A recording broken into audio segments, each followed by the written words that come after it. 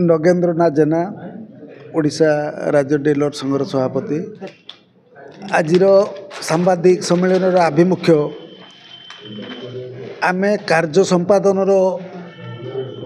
परिश्रम अनुसार आमर पारिश्रमिक राशि पाई पारना तेणु ओडिशार माननीय मुख्यमंत्री एवं जोगाण मंत्री को विनम्रतार सह अनुरोध अन्य राज्य परि आमर पारिश्रमिक राशि वृद्धि करा जाऊ।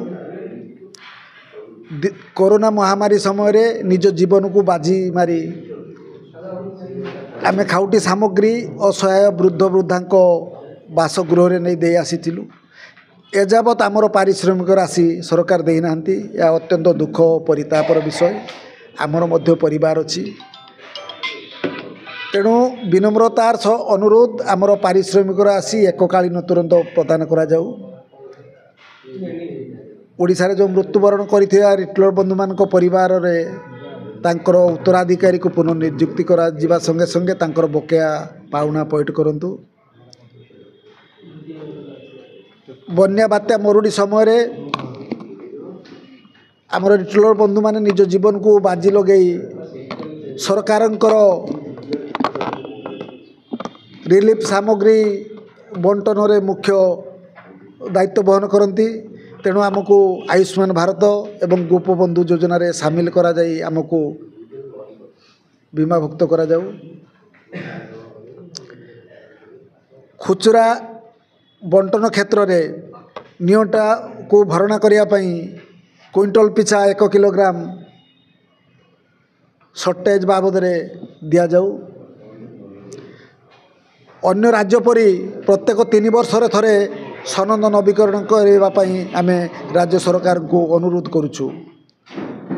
अधिकंतु आमर जो शॉर्टेज भरणा पई क्विंटल प्रति जो आमर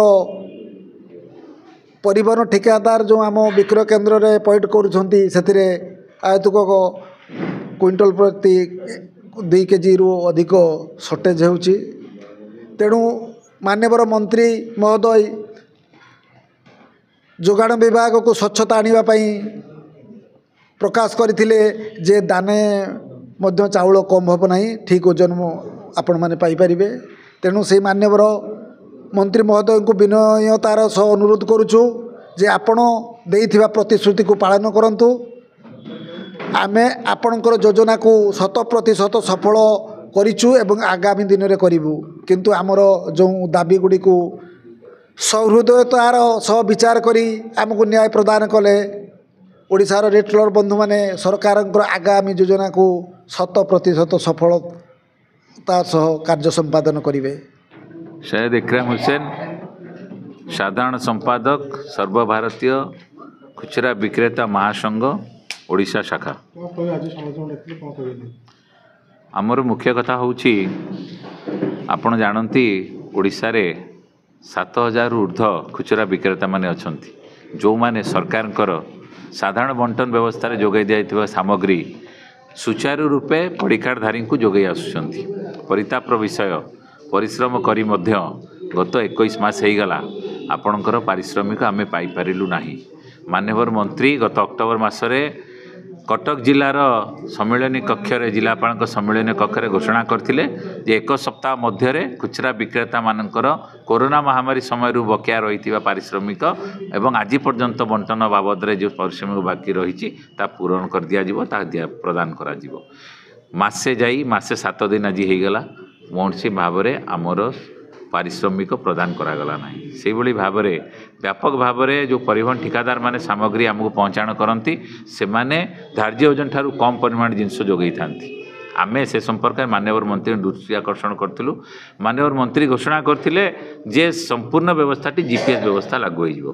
माननीय मंत्री ए बाबद में निर्देश प्रदान करथिले किंतु परवर्ती समय खाद्य सचिव सी आदेशटी को रद्द करदेले एवं स्थगित करिकी अक्टोबर 31 तारीख पर्यंत स्थगित रखिले।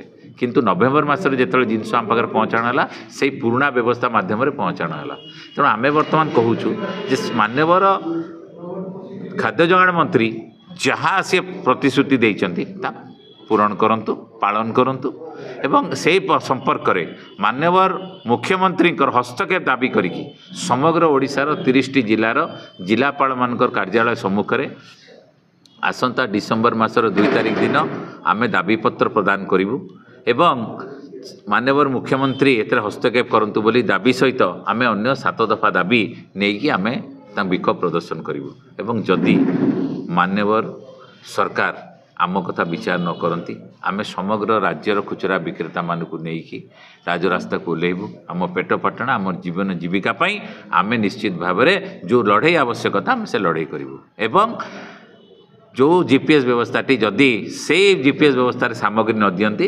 डिसेम्बर मासर 3 तारिख ठारू आमे कौन सी सामग्री परिवहन ठिकादार ठारू ग्रहण करिबु नाही।